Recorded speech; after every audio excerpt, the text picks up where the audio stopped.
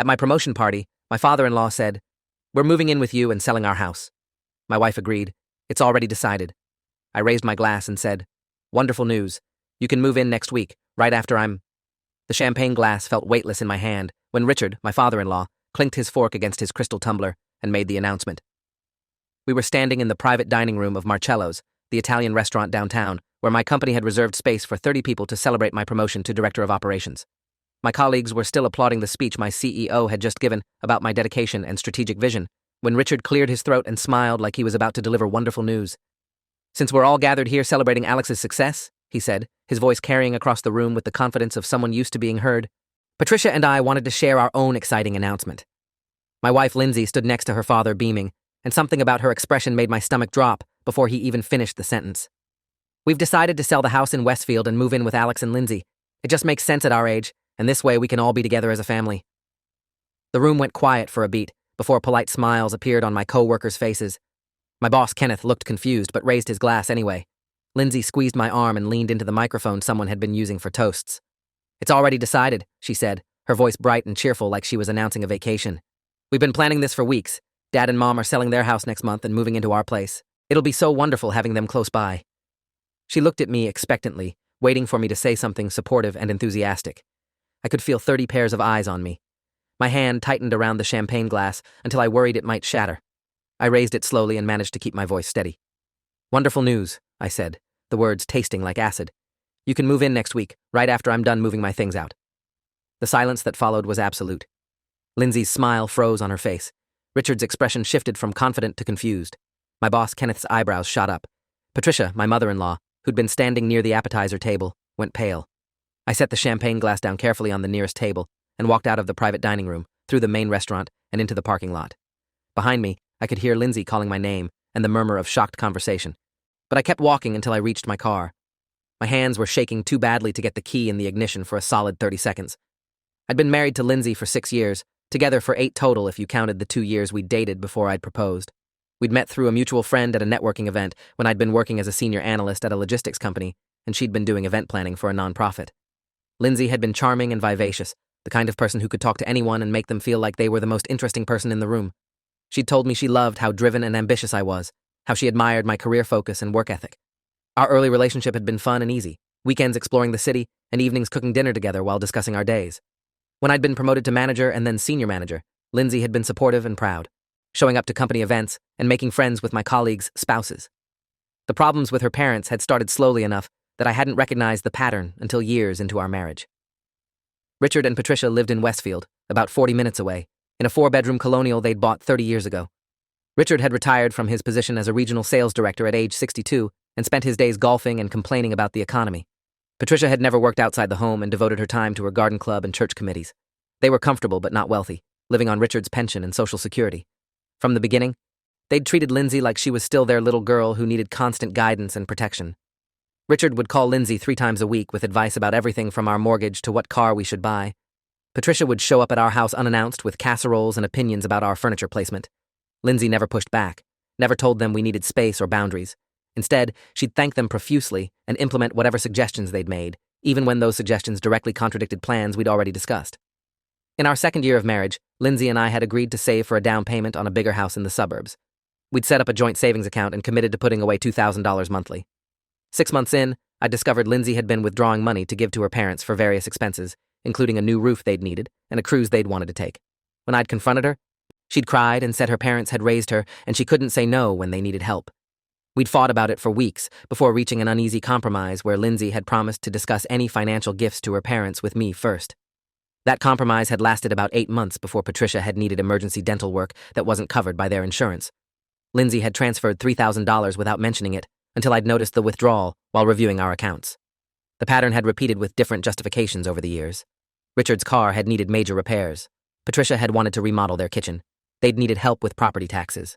Each time, Lindsay had given them money from our joint account, and each time she'd been defensive when I'd questioned it. "They're my parents," she'd say. "They'd do anything for me. The least I can do is help them when they need it." I'd pointed out that they seemed to need help with increasing frequency and amounts. Lindsay had accused me of being selfish and cold-hearted about family.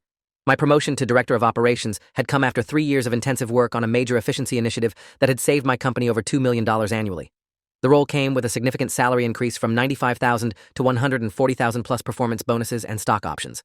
I'd been thrilled and had immediately started thinking about how the extra income would let us accelerate our savings goals and maybe start a family. Lindsay had been excited too, or so I'd thought. She'd helped plan the promotion party and had seemed genuinely proud when I'd told her the news. What I hadn't known was that she'd apparently been sharing our financial details with her parents, and they'd been making plans based on my increased earning potential. Sitting in my car in the restaurant parking lot, I pulled out my phone and texted my younger brother Gavin, who worked as a corporate attorney in the city. "Need to talk ASAP. Emergency." He responded within 2 minutes saying he'd call me in 10. I started driving, not toward home, but toward the coffee shop near my office, where I could think without interruption. My phone was already lighting up with calls from Lindsay. I sent them all to voicemail. By the time I pulled into the coffee shop parking lot, Gavin was calling. I answered, and the whole story came tumbling out. The announcement, Lindsay's claim that it was already decided, my public declaration that I'd be moving out. Gavin listened without interrupting until I finished. Then he said, "Did Lindsay ever discuss this with you before tonight? Any conversation about her parents moving in?" I told him no, nothing. We'd never talked about her parents living with us. Our house was a 3-bedroom in a neighborhood zoned for good schools because we'd been planning to have kids. There was no space for long-term house guests, even if I'd wanted them there. Gavin was quiet for a moment before saying, "You need to talk to a divorce attorney like tomorrow. If Lindsay's making unilateral decisions about your shared home without your consent, you've got serious marital problems. And if they're planning to move in based on your new salary, there are financial implications you need to protect yourself from." The word divorce hit me like cold water. I'd been so focused on the immediate shock of the announcement that I hadn't fully processed what it meant that my wife had made this decision without me. Gavin gave me the name of a family law attorney named Diane Kimball, who'd handled his colleague's divorce 2 years ago. He said Diane was sharp and didn't waste time on reconciliation counseling when the situation was clearly broken. I thanked him and sat in my car for another 20 minutes, watching people go in and out of the coffee shop. My phone kept buzzing with texts from Lindsay ranging from confused, "Where did you go?" Everyone's worried, to angry, "You embarrassed me in front of everyone," to guilt-tripping, "I can't believe you'd react this way to my parents needing help." None of them acknowledged that she'd made a massive life decision without consulting me. I drove to the Marriott downtown and booked a room for the week.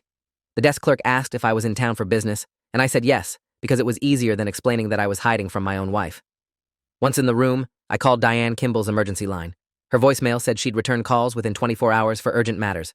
I left a message explaining that my wife had just announced her parents were moving into our house without my knowledge or consent, and I needed legal advice immediately. Then I sat on the hotel bed and tried to process what had just happened to my life. 6 hours ago, I'd been celebrating the biggest professional achievement of my career. Now I was alone in a hotel room contemplating divorce. Diane Kimball called me at 8 the next morning. She was direct and efficient, asking targeted questions about my marriage, our financial situation, and the events of the previous night. I explained everything, including the history of Lindsay giving money to her parents and making financial decisions without discussing them with me. Diane listened carefully and said, "This isn't just about her parents moving in. This is about a pattern of your wife prioritizing her parents' needs over your marriage and making unilateral decisions about shared assets.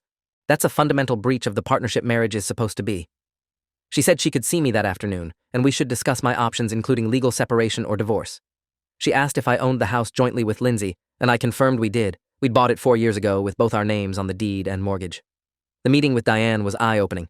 Her office was in a downtown high-rise, tastefully decorated with law degrees from Northwestern and 23 years of bar admission certificates on the walls. She had me walk through our complete financial situation, including my salary, Lindsay's income from her part-time event planning work, which brought in about $35,000 annually, our assets, and our debts. She asked detailed questions about the gifts to Lindsay's parents, and I estimated we'd given them somewhere between $40,000 and $50,000 over our 6-year marriage. Diane's eyebrows went up at that number. She said, "Did you ever receive any of that money back?" I told her no. It had all been gifts, with no expectation of repayment.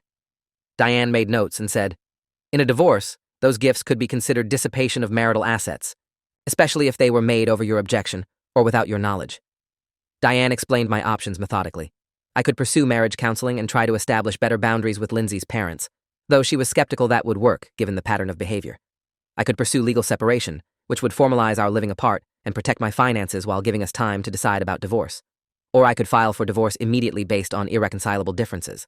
She said given my new promotion and salary, I needed to be particularly careful about how marital assets were divided and whether I'd be on the hook for spousal support. She recommended I start documenting everything immediately, every text message from Lindsay, every financial transaction, every interaction with her parents. She also recommended I freeze our joint accounts to prevent Lindsay from draining them, which apparently happened more often than I'd want to believe in contentious separations. I left Diane's office feeling both clear-headed and nauseous. I'd come to the meeting hoping she'd tell me I was overreacting, and this was fixable. Instead, she'd confirmed my worst fears that my marriage had fundamental problems that went way beyond one shocking announcement. I stopped at a coffee shop and called Gavin to update him. He asked how I was holding up, and I admitted I felt like my life had been turned upside down in less than 24 hours. Gavin said, "Your life didn't get turned upside down last night. You just finally saw clearly what's been happening for years. Lindsay's been choosing her parents over you repeatedly. Last night was just the most obvious example." His words stung because they were true. My phone had been vibrating non-stop with messages from Lindsay and now her parents. Richard had sent a text saying I'd been incredibly rude and they wanted to meet to discuss this like adults. Patricia had sent a message about how hurt they were by my reaction, and couldn't I see they were just trying to be close to their daughter.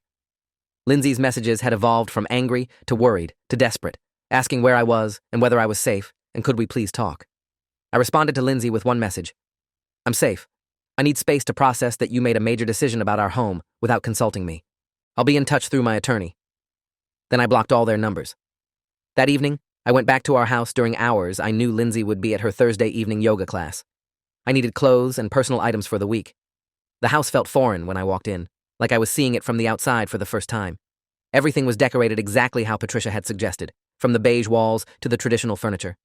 Our wedding photos were displayed prominently, but there were just as many photos of Lindsay with her parents.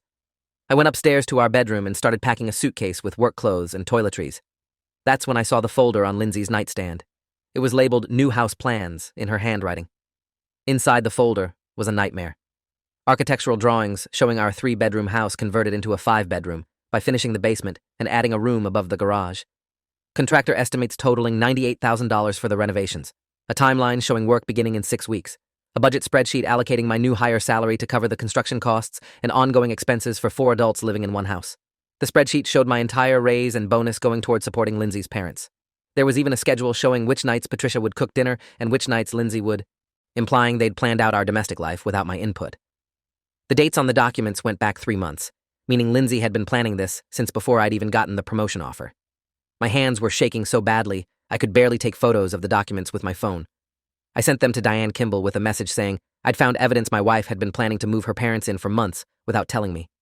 Diane responded within minutes, saying to document everything and bring the originals to her office in the morning. I took the entire folder along with the suitcase of clothes and left. On my way out, I noticed a real estate flyer on the kitchen counter for Richard and Patricia's house in Westfield. It was already listed for sale at $435,000. They'd apparently been serious about selling and had been actively marketing the property while I'd been completely in the dark. I called Gavin from the car and told him what I'd found.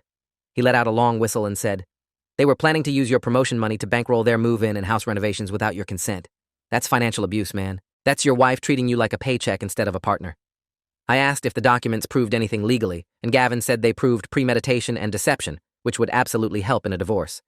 He said it showed Lindsay had been actively concealing major financial plans from me while making decisions that would legally obligate me to debt I'd never agreed to. He also said the timing was important because they'd clearly viewed my promotion as their financial opportunity. That night in the hotel room, I couldn't sleep. I kept thinking about the spreadsheet that had allocated every dollar of my raise to expenses I'd never agreed to. The renovations budget, the increased grocery costs for 4 people, the utilities for a larger household, even line items for Richard's golf club membership and Patricia's garden club dues. They'd planned my entire financial future without asking me. I thought about all the times over the years that Lindsay had pressured me to give money to her parents, and I realized this had been the end game all along. They'd been conditioning me to accept financing their lives until I'd gotten successful enough that they could just move in and have me support them full-time. Friday morning, I met with Diane Kimball again and showed her the folder. She reviewed every document carefully, taking photos and making notes. She said, "This is actually extremely helpful for your case. It shows your wife engaged in secretive planning to obligate you to substantial debt and ongoing financial support without your knowledge or consent. In front of a judge, this demonstrates both financial misconduct and a fundamental breach of marital trust." She asked if I wanted to proceed with divorce or try separation first. I told her divorce. There was no coming back from this level of deception and disrespect. Diane said she'd draft the initial paperwork and we'd file by end of next week. She also recommended I immediately open a separate bank account and redirect my paychecks there since my new salary hadn't hit our joint account yet. I left work early Friday afternoon and went to my bank. I opened an individual checking account and set up direct deposit for my paychecks to go there instead of the joint account Lindsay and I shared. The bank manager, a professional woman named Vivian Harper who'd helped us with our mortgage, asked if everything was all right. I told her I was going through a separation and needed to protect my assets. Vivian nodded sympathetically and said she'd seen this scenario too many times. She recommended I also get a credit monitoring service to ensure Lindsay didn't open any cards or loans in my name, which apparently happened in about 30% of contentious divorces. That hadn't even occurred to me. I signed up for monitoring immediately and requested a credit freeze. When I checked my credit report, I found something that made my blood run cold. There was a home equity line of credit application for $75,000 submitted 2 weeks ago in both my name and Lindsay's. It was still pending approval. I immediately called the bank and spoke to a loan officer who confirmed the application was in process and would likely be approved within days. I told them I hadn't authorized the application and wanted it canceled immediately. The loan officer said, since it was a joint application, both parties would need to agree to cancel it. I asked if my signature was on the application, and the officer pulled it up and confirmed yes, both signatures were present. I told them my signature was forged and I wanted to file a fraud report. The officer's tone changed immediately, and she said they'd flag the application for investigation and forward it to their fraud department. I called Diane Kimball and told her about the forged loan application. There was a long pause before she said, "Your wife forged your signature to take out a $75,000 home equity loan without your knowledge. That's not just financial misconduct, that's criminal fraud." She said I needed to file a police report immediately, and she'd amend the divorce filing to include this information.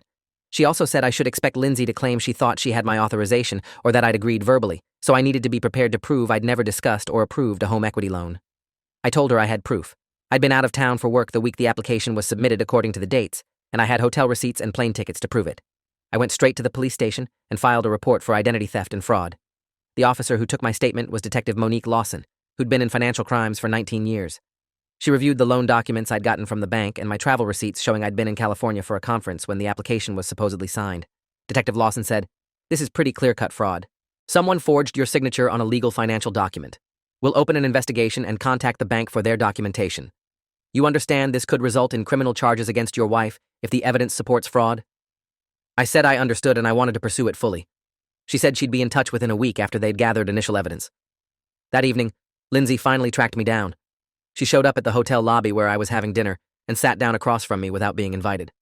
She looked exhausted, dark circles under her eyes and her hair pulled back messily. "We need to talk," she said. I told her I had nothing to say to her and she needed to communicate through my attorney. Lindsay's eyes filled with tears. "I don't understand why you're being like this. My parents need help and we have the space and money to provide it. Why are you making this into such a huge problem?" I stared at her in disbelief. "You made a decision to move your parents into our house without asking me. You spent months planning renovations and creating budgets using my salary without telling me. You forged my signature on a home equity loan. And you're asking why this is a problem?" Lindsay's face went pale at the mention of the loan. "I didn't forge anything. I signed for both of us because you were traveling and the deadline was tight. I was going to tell you." I asked when exactly she'd been planning to tell me, before or after $75,000 of debt was added to our house. Lindsay said, "We need that money for the renovations. The contractors need a deposit, and my parents need help with their moving expenses. I knew you'd understand once you saw how perfect it would all work out." I told her she'd committed fraud, and I'd already filed a police report. The color drained completely from her face. "You went to the police? Against your own wife?" I stood up and said, "You forged my name on a legal document. That's a crime. Now please leave or I'll have hotel security remove you." Lindsay started crying in earnest now, full sobs that drew attention from other diners. "Please, Alex, we can fix this. I'll cancel the loan. We'll talk about everything. Just don't do this. Don't destroy our marriage over a misunderstanding." I told her it wasn't a misunderstanding. It was a betrayal, and there was nothing left to fix. I walked away and went up to my room while she was still sitting in the restaurant crying. My phone started ringing immediately. First Lindsay, then Richard, then Patricia, then numbers I didn't recognize. I turned it off completely. The next morning, Saturday, I woke up to an email from Diane Kimball saying she'd heard from Lindsay's attorney, a man named Kevin Russo who specialized in family law. Kevin had sent a letter asking for a meeting to discuss settlement options before formal divorce proceedings began. The letter claimed Lindsay was willing to compromise on the living situation with her parents and wanted to preserve the marriage. Diane's email asked if I wanted to attend a settlement conference or proceed directly to divorce filing. I responded saying, proceed with the divorce. No meetings, no compromises. The trust was broken beyond repair. Diane filed the divorce petition on Monday morning. The grounds were irreconcilable differences with additional claims of financial misconduct and fraud. The petition requested an equitable division of assets, no spousal support given Lindsay's deceptive behavior, and full financial disclosure from both parties. It also included the police report about the forged loan application as an exhibit. Lindsay was served with papers at her workplace on Monday afternoon. She called me crying and screaming, saying I'd humiliated her in front of her coworkers and destroyed her reputation. I didn't answer, but she left a voicemail saying I was going to regret this, and her father's attorney would make sure I paid for what I'd done to their family. The legal discovery process was brutal and revealing. Both sides had to disclose all financial records, communications, and documentation related to marital assets. What emerged painted a picture even worse than I'd imagined. Text messages between Lindsay and her mother going back 2 years showed them discussing how to get money from me for various projects and expenses. Messages from Patricia saying things like, "Just tell Alex it's an emergency. He always gives you money when you cry." Messages from Lindsay saying, "I'll wait until he's in a good mood after work to ask about the kitchen remodel." They'd been strategizing how to manipulate me for money the entire time. Even more damning were emails between Lindsay and a contractor that showed she'd been planning the house renovations for 6 months, since before I'd even been offered the promotion. The timeline showed she'd been counting on me getting the director position and had made plans based on salary information she'd somehow obtained from my company. One email from Lindsay to the contractor said, "My husband's promotion will be finalized in October so we can start work in November. The new salary will easily cover the costs." She'd been so confident about using my money that she'd committed to construction contracts I'd never seen. The most shocking discovery came from the financial forensic analysis Diane had ordered. A financial investigator named Richard Yates, who'd been doing forensic accounting for 26 years, reviewed all our joint accounts and credit cards. He found that over our 6-year marriage, Lindsay had transferred or spent approximately $83,000 on her parents. This included the direct cash gifts I'd known about plus credit card charges for items she'd bought them, payments to contractors for work on their house, and transfers I'd never noticed buried among other transactions. Richard's report showed a clear pattern of Lindsay treating our joint money as a fund for her parents' benefit. Even worse, the forensic analysis revealed that Richard and Patricia's house in Westfield had significant debt against it. They owed $290,000 on a property worth $435,000, meaning they'd refinanced multiple times and pulled equity out. The mortgage statements showed they'd been making only minimum payments for years and were at risk of default. Their plan to sell the house and move in with us wasn't about being close to family, it was about escaping their own financial problems while having me support them. They'd been planning to use the equity from their house sale to pay off their debts and then live off my income indefinitely. The evidence was so overwhelming that Kevin Russo, Lindsay's attorney, called Diane to discuss settlement. Kevin admitted the discovery had revealed information his client hadn't fully disclosed to him about the extent of the planning and financial manipulation. He said Lindsay was willing to accept a 50-50 split of current assets and wouldn't seek spousal support if I'd agree to drop any claims for the money she'd given her parents and not pursue the fraud charges. Diane told him we'd consider it and hung up. She asked me what I wanted to do. I thought about it for exactly 10 seconds before saying I wanted to proceed to trial. I wanted a judge to see exactly what Lindsay and her parents had done. Diane said that was my right, but warned me that trials were expensive and emotionally draining.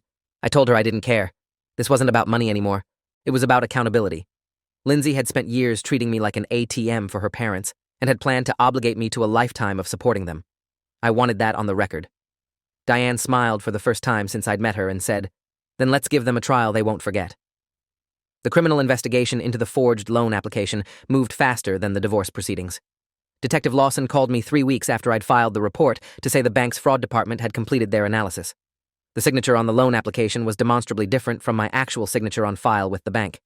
Additionally, the IP address used to submit the application traced back to Lindsay's work computer, and the application had been submitted during hours I'd been provably in California based on my credit card usage and phone location data. Detective Lawson said the evidence was sufficient to charge Lindsay with forgery and fraud. She asked if I wanted to press charges. I said yes, without hesitation. Lindsay was arrested on a Monday morning at her office. I found out about it from a gleeful text from Gavin, who'd heard through his legal network. Lindsay was charged with 1 count of forgery and 1 count of attempted fraud, both felonies. She was processed and released on $25,000 bail that Richard and Patricia had to scrape together. Her mugshot appeared in the local paper's crime section. Kevin Russo called Diane furious, claiming I was vindictively destroying Lindsay's life out of spite for the divorce. Diane calmly explained that forgery was a crime and the decision to prosecute had been made by the state's attorney's office based on clear evidence. If Kevin's client hadn't forged signatures on legal documents, she wouldn't be facing criminal charges. The criminal case added pressure to the divorce proceedings. Kevin reached out again with a settlement offer. Lindsay would accept a 40-60 split of assets in my favor, waive all claims to spousal support, and agree to pay my legal fees in the divorce if I'd ask the prosecutor to drop the criminal charges. Diane said I couldn't actually force the prosecutor to drop charges since it was a state case now, but I could decline to cooperate, which might make prosecution harder. I told Diane I'd cooperate fully with the prosecution. Lindsay had committed a crime and needed to face consequences. The settlement offer was rejected. As the divorce trial date approached, more information kept emerging. Patricia had been diagnosed with early-stage Alzheimer's the year before, which explained some of the increased need for support, but also revealed they'd been hiding significant medical issues. Richard had taken early retirement not by choice, but because he'd been forced out of his job after a sales territory scandal that had nearly resulted in a lawsuit. Their financial problems were far deeper than just overspending. They'd been on a path to bankruptcy and had seen my promotion as their lifeline. Lindsay had known all of this and had chosen to conceal it while planning to obligate me to their care. The divorce trial was held in family court in front of Judge Franklin Oakes, who'd been on the bench for 31 years. Over 3 days, Diane presented the evidence methodically. The folder showing months of secret planning, the forged loan application, the text messages between Lindsay and her mother strategizing how to get money from me, the financial forensic report showing $83,000 given to her parents, the contractor emails proving premeditated deception, the analysis of Richard and Patricia's debt showing their desperate financial situation. Each piece of evidence built on the last until the picture was undeniable. Lindsay had spent our marriage treating me as a financial resource for her parents and had planned to permanently obligate me to supporting them. I testified for 6 hours over 2 days. Kevin Russo tried to make me look controlling and cold-hearted, asking if I'd really refused to help my elderly in-laws and if I'd vindictively pursued criminal charges against my wife. Diane objected to the characterization, and I answered calmly that I'd refused to be deceived and manipulated, which was different from refusing to help. I explained that I'd given Lindsay's parents tens of thousands of dollars over the years when I'd thought they had genuine needs, but discovering they'd been planning to move in and have me support them indefinitely while hiding their true financial situation had revealed the relationship had been based on deception. Lindsay testified in her own defense, and it went poorly. Under Diane's cross-examination, Lindsay admitted she'd never told me about her parents' debt or her mother's diagnosis. She admitted the house renovations had been planned in secret. She admitted she'd signed my name on the loan application without authorization. She tried to justify everything by saying she'd been trying to take care of her parents and knew I'd say no if she asked directly. Diane asked pointedly, "So your solution was to deceive your husband and commit fraud rather than have an honest conversation about your concerns?" Lindsay couldn't answer coherently. Judge Oakes issued his ruling a week after trial ended. He found Lindsay had engaged in systematic financial misconduct throughout the marriage and had violated the fundamental trust necessary for a marital partnership.